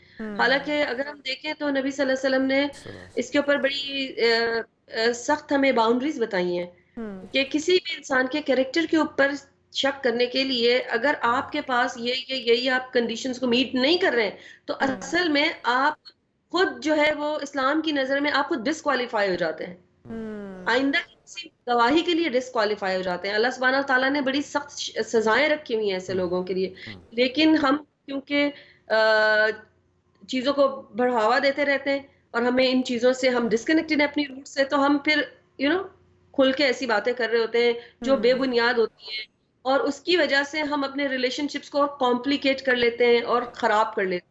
दुरुस्त। हम किसी को भी डॉक्टर साहब किसी के साथ जोड़ के उसकी किरदार कशी करना शुरू कर देते हैं। इसके ऊपर भी कहा जाता है कुरान पाक में कि ये बहुत बड़ा गुनाह है किसी की किरदार कशी करना और किसी को मुतनाज़ ठहराना या किसी के अंदर वो खराबियाँ दूसरों को गिनवाना या निकालना जो कि उसके अंदर है ही नहीं, और हम नहीं जानते कि अगला बंदा कितना साफ़ और शफाफ हो, और हम एक शक की नज़र से उसे देख के उसके पूरी पर्सनैलिटी को हम गंदला कर देते हैं।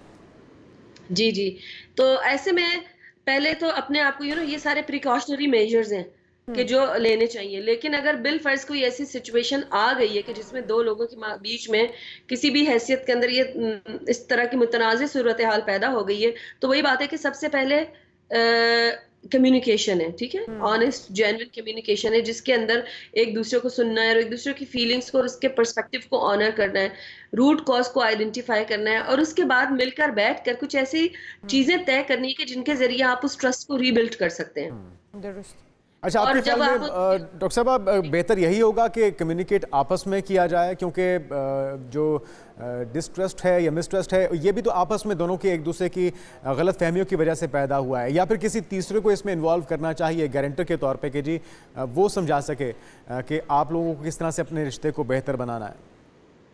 इसके अंदर देखें, सबसे पहली बात तो आप दोनों अपने रिश्ते को जितना अच्छा समझते हैं कोई और समझ नहीं सकता। ठीक है, आप एक दूसरे के साथ जितने ओपन और ऑनेस्ट हो सकते हैं कोई और नहीं हो सकता। और फिर जिस किसी को भी आप इन्वॉल्व करें और उसको अपने अंदर की बातें बता रहे हैं तो नौज बिल्ला किसी वक्त वो भी शैतान के बहकावे में आ सकता है, उन चीजों को एक्सप्लॉइट कर सकता है। तो ऐसे में अगर आपने कोई ये महसूस हो कि आप दोनों इकट्ठे बैठकर उस मामले को नहीं सुलझाने पा रहे, तो फिर आपको किसी तीसरे को अगर इन्वॉल्व करना है तो फिर वो कोई तीसरा प्रोफेशनल हेल्प होनी चाहिए, कोई थेरेपिस्ट होना चाहिए, कोई रिलेशनशिप कोच होना चाहिए, ताकि आप जब उसके साथ बातें करें तो एक तो ये कि आप एक्सपीरियंस्ड हैंड्स में हो, नंबर 2 ये कि आपकी बातें जो है वो महफूज रहे और आपको एक बेहतर सोल्यूशन मिले। लेकिन जब हम किसी को भी उठाकर तीसरा फरीक बना लेते हैं तो वो फिर अनबाइज्ड उसका होना बड़ा मुश्किल होता है और उससे फिर सिचुएशन बेहतर होने के बजाय और ख़राबी भी पैदा हो सकती है। बहुत शुक्रिया डॉक्टर समिया अख्तर साहिबा हमारे साथ मौजूद थी, लाइफ कोच, बहुत से अहम मशवरे आपने। और बात वही है कि सबसे ज़्यादा आपकी विलिंगनेस कि आप इस रिश्ते को बचाना चाहते हैं, आप इसकी अहमियत को समझते हैं, जब ये आपकी नीयत होगी तो फिर मेरे ख्याल में चीज़ें बेहतर हो सकती हैं। शक शुबा या जो अज़दा है ये आपके रिश्ते को खा और बदगुमानी पे जहाँ भी पैदा हो सबसे पहले कम्युनिकेशन रखें, उस बंदे से पूछें, बात करें ताकि उस बदगुमानी को ख़त्म किया जा सके, बजाय इसके कि आप उसके ऊपर अपनी ज़बान का इस्तेमाल करते हुए तीर और नश्तर चलाएं, जिस तरह से भारती शहरी ने भी किया जी। अच्छा जी, हाँ। भारती शहरी ने ज़बान का इस्तेमाल किया जी, पॉजिटिव जिसको जुनेद कह रहे हैं उन्होंने 1 मिनट में 57 चलते पंखे रोक लिए हैं। आप ना कीजिएगा यार, ये मैं समझ नहीं पा रही ज़बान का इस्तेमाल करते हुए, आपको विजुअल्स भी दिखाए जा रहे हैं। वाह वाह वाह, मतलब और अगर इस चक्कर में ज़ुबान कट जाए तो फिर। अच्छा जी, ये स्टंट मैन है क्रांति कुमार और ये इंडियन है, इन्होंने बड़ा ही मतलब ड्रिल मैन के तौर पे मशहूर है, मुनफरद आलमी रिकॉर्ड कायम कर दिया उन्होंने अपनी ज़ुबान से 1 मिनट में 57 इलेक्ट्रिक पंखे रोककर गिनीज वर्ल्ड रिकॉर्ड। दो नुकसान हो सकते थे, अगर कोई शॉर्ट सर्किट हो जाए तो करंट भी लग सकता है, और अगर कोई तेजी से लगे चलता मुझे यहाँ पर लग रहा है वो पंखा चला रहे हैं, बंद करते हुए तो नजर नहीं आ रहे मुझे। हाँ, बस कुछ तो कर रहे हैं, बार उन्होंने जुबान का इस्तेमाल किया। अच्छा, जबान से वैसे मैं समझ नहीं, मैं लॉजिक तक नहीं पहुंच पा रही हूँ कि जबान से कैसे। बस मेरे ख्याल में वो फारिग बैठे हुए होंगे, चलें जुबान का इस्तेमाल करते हुए पंखे जो है वो बंद किए जाए। जबरदस्त जी। तो रिकॉर्ड उन्होंने बना दिया, पर कोई आपको इससे फायदा हुआ है या नहीं हुआ, रिकॉर्ड उन्होंने बना लिया है और Guinness book of world record के अंदर अपना नाम भी दर्ज करवा दिया। तो चलें अच्छी तो आप वो रिमोट वाले पंखे बजाय जबान का इस्तेमाल करते हुए आप उन्हें डायरेक्टली जबान से बंद कर सकते हैं, रिमोट की जरूरत नहीं पड़ेगी आपको। चलें जी, एक ब्रेक लेते हैं नाज़रीन, ब्रेक के बाद हाजिर होते हैं, हमारे साथ रहिएगा। Stay with us. प्रोग्राम में एक बार फिर से आपको खुशामदीद कहते हैं और बात कर लेते हैं उन नन्हे सितारों की, उन बच्चों की जो कि हमारा फ्यूचर है, और अगर हम अपने फ्यूचर को संभाल कर नहीं रखेंगे तो आने वाले दिनों में मुश्किलात का सामना करना पड़ेगा। और ये फ्यूचर है हमारे बच्चे। जब वो स्मार्टफोन्स इस्तेमाल करते हैं या टैब्स यूज़ करते हैं तो उसके कितने बड़े नुकसानात हैं और हमारे बच्चे किस तरह से मतलब उनकी सेहत मुतासिर होती है, बिल्कुल सेहत मुतासिर होती है, मिजाज उनका, उनकी आंखें और फिर उनका स्लीपिंग पैटर्न जो है वो बहुत हद तक मुतासिर होता है। मल्टी डैमेजेस हैं जो कि स्क्रीन्स के ज़्यादा इस्तेमाल से होते हैं। बुनियादी तौर पे चीन में एक तहकीक की गई है जी, तिबी माहिरीन की तरफ से शंघाई नॉर्मल यूनिवर्सिटी की तहकीक में बताया गया कि स्क्रीन्स के सामने बहुत ज़्यादा वक्त गुजारने से बच्चों की नींद मुतासिर होती है और इसके बायस उन्हें तवज्जो करने में मुश्किलात का सामना होता है, चिड़चिड़े हो जाते हैं बच्चे, उनके रवैये मसाइल का शिकार हो जाते हैं। और 3 से 6 साल की उम्र के 571 बच्चों पे उनकी माओं से ये सर्वे किया गया। बिल्कुल जी, और माओं से मालूम हुआ है कि बच्चे जो है वो ज़्यादा वक्त स्क्रीन और टेलीविज़न स्मार्टफोन्स में गुजारते हैं, जिसके बायस वो चिड़चिड़े हो रहे हैं, बच्चे तवज्जो स्टडीज़ की तरफ या किसी भी काम की तरफ नहीं दे पाते हैं, उनकी तरजीह जो है वो स्मार्टफोन्स या फिर टैब्स होते हैं और ऐसे बच्चे नींद के मयार भी उनका मुतासिर हो रहा है, नींद का दौरानिया कम हो जाता है।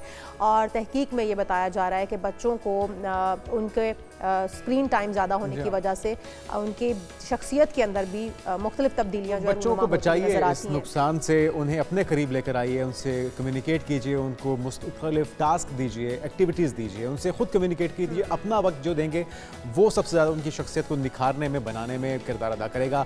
मोबाइल फ़ोन्स, टैब्स और ये स्मार्टफोन्स हैं, गैजेट्स हैं, इससे उनकी शख्सियत तबाह होगी, उसमें कोई बेहतरी नहीं आएगी। हम आगे बढ़ते हैं और एक और अहम टॉपिक है उसके ऊपर बात बहुत कर ही अहम लेते है। हैं, गैर सेहत बख्श तर्ज ज़िंदगी।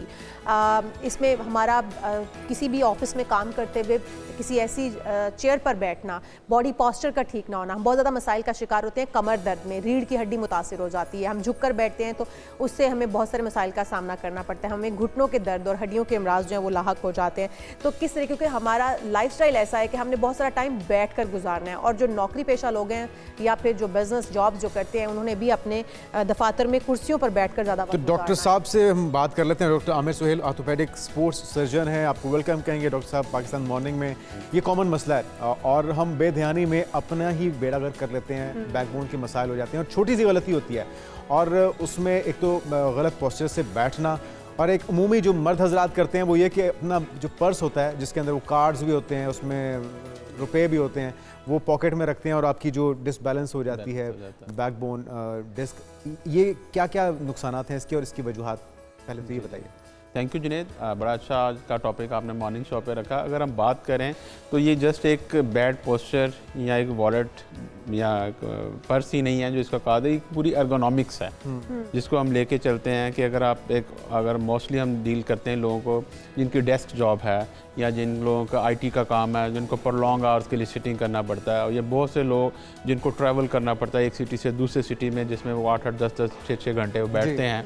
तो ये सारे वो लोग हैं जो कि इसके शिकार हो सकते हैं, और इनमें एक ही वजह नहीं है कि बैड पोस्चर, इनमें बहुत से एलिमेंट्स हैं। मैंने एर्गोनॉमिक्स की बात की कि अगर आपकी जो चेयर यूज़ कर रहे हैं अगर उसकी हाइट ऊपर है या नीचे है, इंक्लाइन ज़्यादा है या कम है, या टूट चुकी है या टेढ़ी हो चुकी है या एक तरफ झुक चुके हैं, तो ये सारे अवामल उसमें शामिल हैं जो कि इसको एग्रावेट करते हैं, जो इसको बढ़ाते हैं। तो अगर हमने इसको डील अप करना है तो इनके लिए अपने आप को पोस्चर को पहले ठीक करना है। आपने कहा है कि हाइट ज़्यादा होना या कम होना, इस वक्त हम जिन सोफा पे बैठे हुए हैं ये बॉडी पोस्चर के हिसाब से या हमारी हाइट के हिसाब से होना चाहिए जिस पर हम बैठे हुए हैं। क्या ये मुनासिब सोफे हैं जिनके ऊपर हम अपनी हाइट के हिसाब से बैठे हुए हैं? नहीं, बिल्कुल भी ऐसा नहीं है। ये तो कंफर्ट जोन के लिए है कि जब आप घर पे बैठे हैं, रिलैक्सिंग सोफाज है ना, रिलैक्सिंग चेयर्स हैं। ये जो ऑफिस चेयर हैं उनकी हाइट इस तरह होनी चाहिए जब आपके नीज जो हैं वो 90 डिग्री पे बेंड हो, जो आपकी बैक है वो अपराइट हो, तो आप स्लाउच ना हो, ये सी शेप आपका कर्वेचर ना बना हो, आप आगे झुके ना हो, इस तरह नहीं, आपको अपराइट होना है।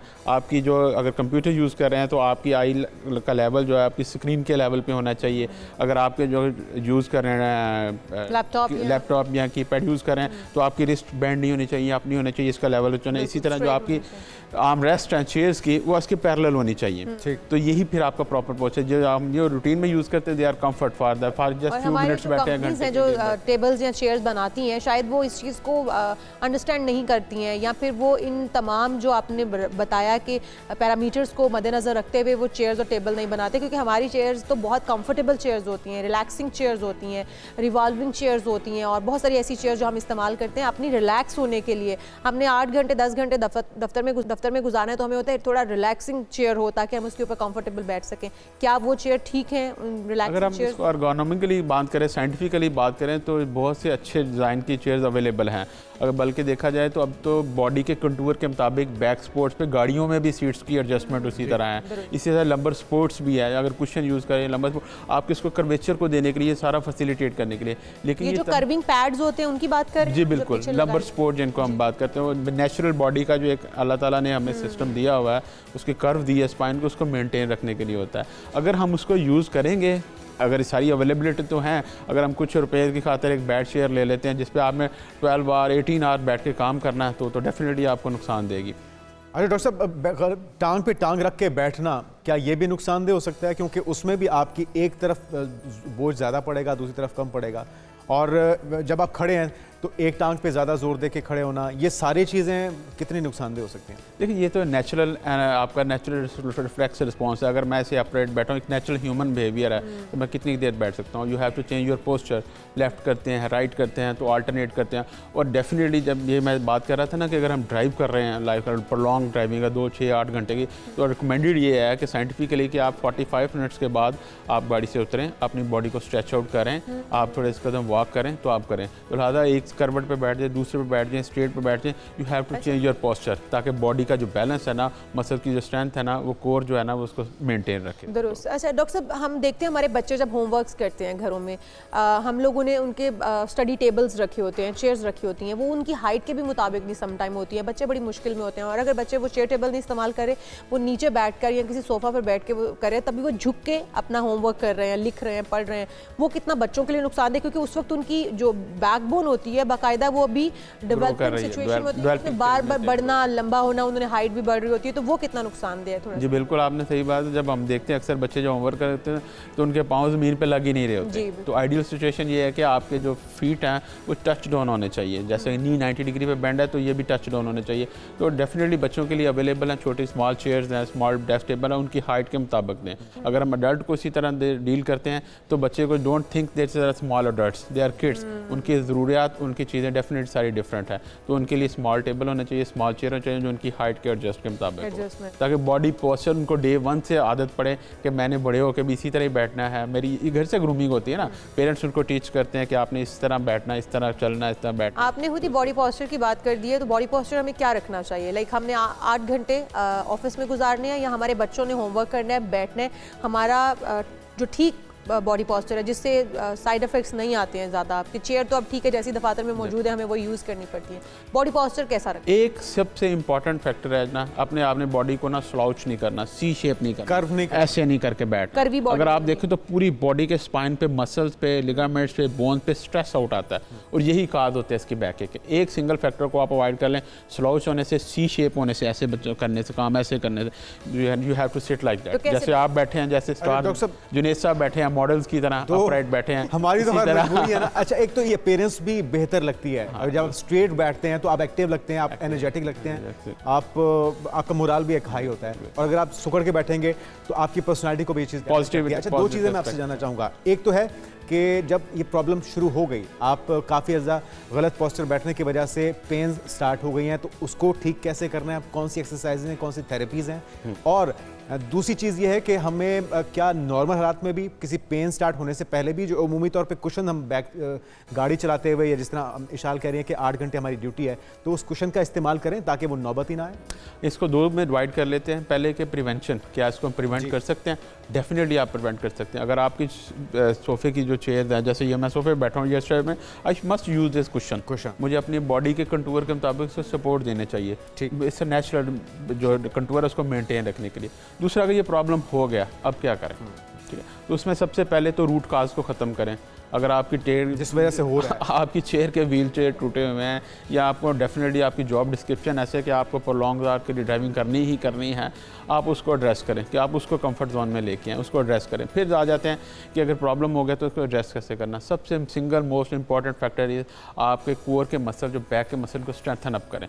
छोटी सी एक्सरसाइज हैं जिसमें स्ट्रेचिंग और स्ट्रेंथनिंग एक्सरसाइज हैं, अगर आप उसको डेली रूटीन में बना लें, जैसे मॉर्निंग टॉक शो का हम डेली आते हैं, या अपने जॉब पे जाते हैं, या कोई काम करते हैं, अगर हम उसको फॉलो करना शुरू कर दें एक सिंपल स्टेप्स के साथ, मसल बैक स्ट्रेंथ, योगा कर लें, कुछ बॉडी में ऐड कर लें, तो मसल को टोन अप रखेगा। वैसे तो आप फॉर्मल ड्रेसिंग में अगर आप इजीली थोड़ा सा कुछ ऐसी थेरेपीज, ऐसी एक्सरसाइज बता सकें हमारे नाज़रीन को, कि जो आपके बॉडी पोस्चर को रिकवर करने में काम हेल्पफुल होगी। डेफिनेटली।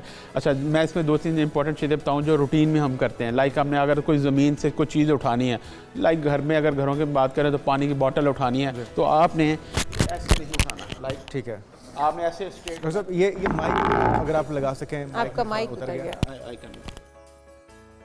अच्छा, एक और चीज़ हम अपने ऑडियंस को ये भी बताना चाहेंगे, क्योंकि ये हमारी रोज़मर्रा की ज़िंदगी है जिसमें हम मुतासिर होते हैं, हमारी बैकबोन मुतासिर होती है, हमारा बॉडी पोस्चर मुतासिर होता है, हमारी टांगें, हमारे घुटने ये दर्द का शिकार हो जाते हैं। तो जो डॉक्टर साहब इस वक्त एक्सरसाइजेस बता रहे हैं वो इन तमाम से बचने के। बिल्कुल, लाइक मैंने घर में कोई चीज़ उठानी है, टेबल ही उठाना है, तो मुझे ऐसे नहीं उठाना, ऐसे उठाएंगे सारा वेट मेरी कमर पे आएगा।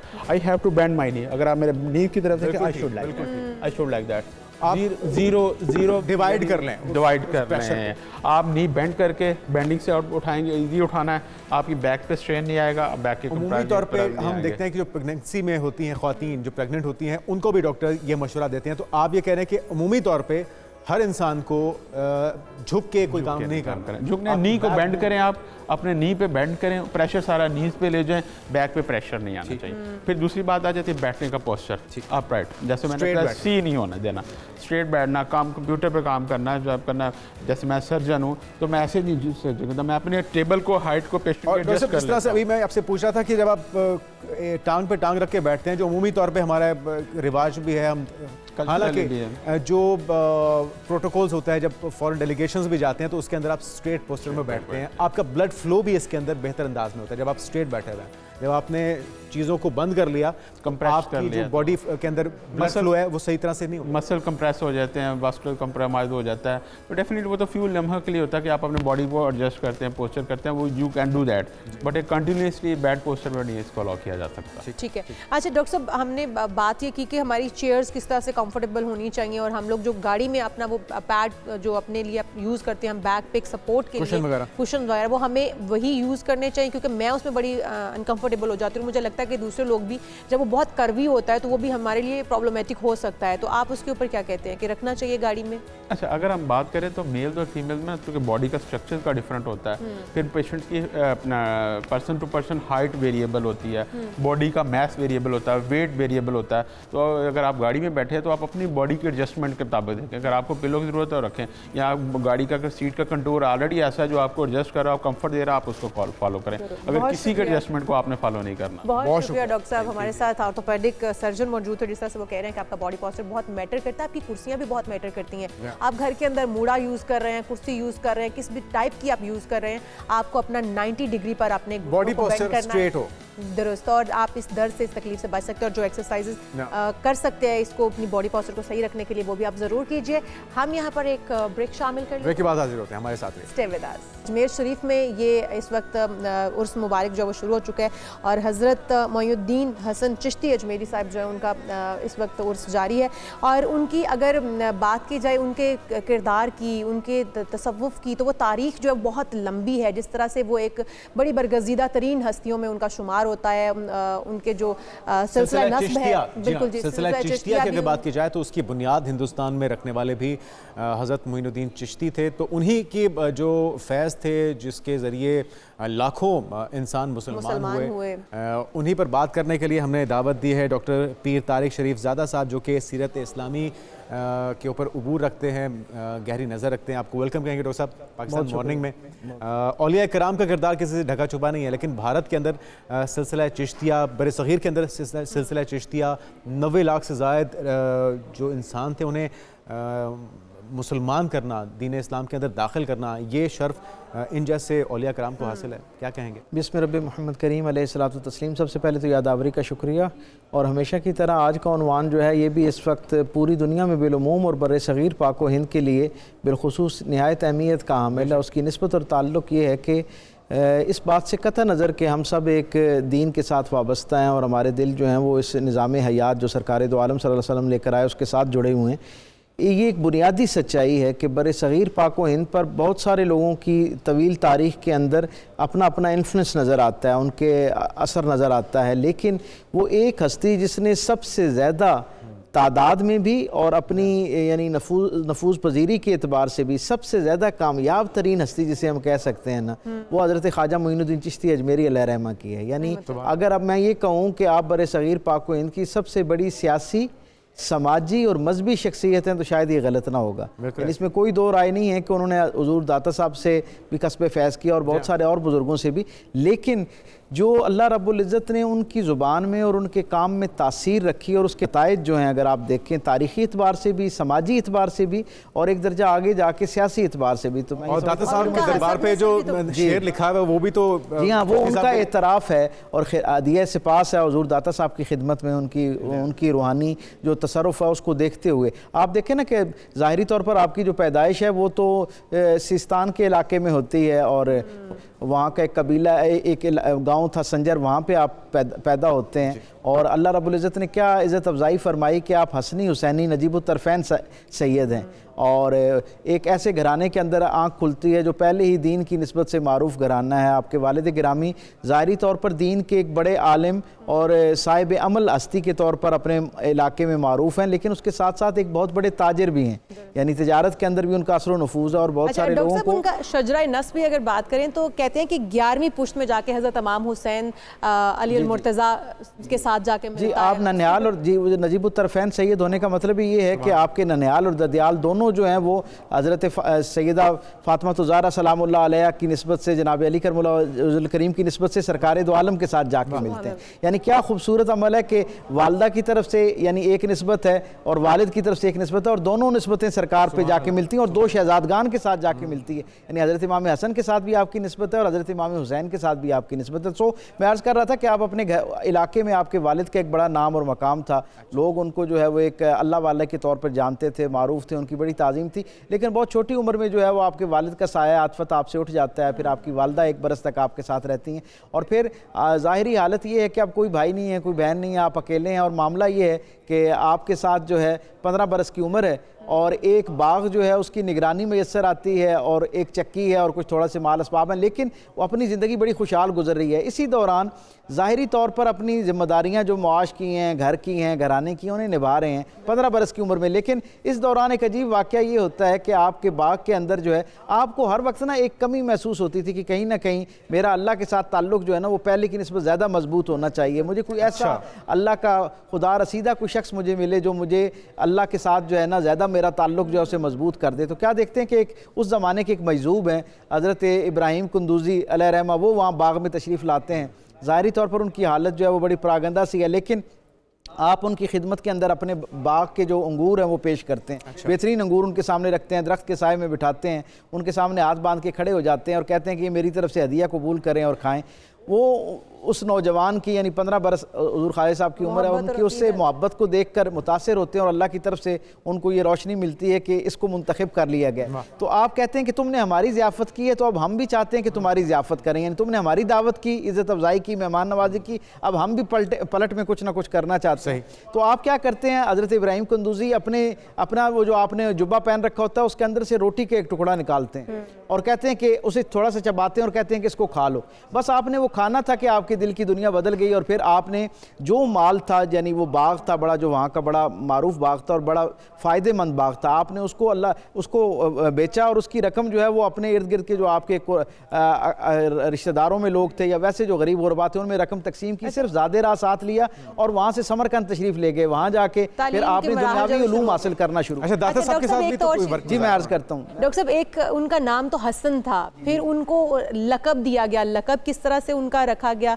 और फिर उसके बाद उन्हें गरीब नवाज भी कहा गया, वो लक़ब उन्हें किस तरह से मिला, उसके ऊपर भी थोड़ी सी। जी मैं जैसे अर्ज़ कर रहा हूँ कि उनको वहाँ से जब उन्होंने उलूम ज़ाहिरिया जो हैं उनको जानना शुरू किया और ख़ुद आपके अपने मलफूज़ात से भी हम तक ये बात मिलती है कि आप ये कहते हैं कि अल्लाह तक जाने का रास्ता ये है कि पहले कोई शख्स आमिल शरीयत हो, यानी शरीयत का पाबंद, और वो कहते हैं कि शरीयत का पाबंद होने से पहले ज़रूरी है कि शरीयत का इल्म रखता हो, यानी पहले दीन का इल्म रखे फिर उस पर अमल करना शुरू करे। जब उसमें खालिस होना शुरू हो जाएगा, मुखलिस और कामिल होना शुरू होगा तो फिर उसके बाद वो तरीक़त की तरफ आए और तरीक़त के रास्ते को वहाँ उसे, यानी ये जो रूहानियत का रास्ता है इसको अपना मकाम आखिर न समझे, बल्कि इससे इसका हकीकी मकसूद ये कि अल्लाह की मार्फत हासिल हो, वो मार्फत के दर्जे की तरफ अपना सफ़र करे, यानी गोया अल्लाह के साथ अपना मामला दुरुस्त करे, अल्लाह के साथ अल्लाह की शनासाई, अल्लाह का कुर्ब, अल्लाह का इरफान हासिल करे और फिर अगले दर्जे पे वहाँ पर भी ना रुके, वो अल्लाह से जो शनासाई का एक फैज़ उसे मिलता है उसके नतीजे में जो अल्लाह ने उसको नेमत अता की होती है वो अल्लाह की मखलूक में तकसीम करना शुरू करे।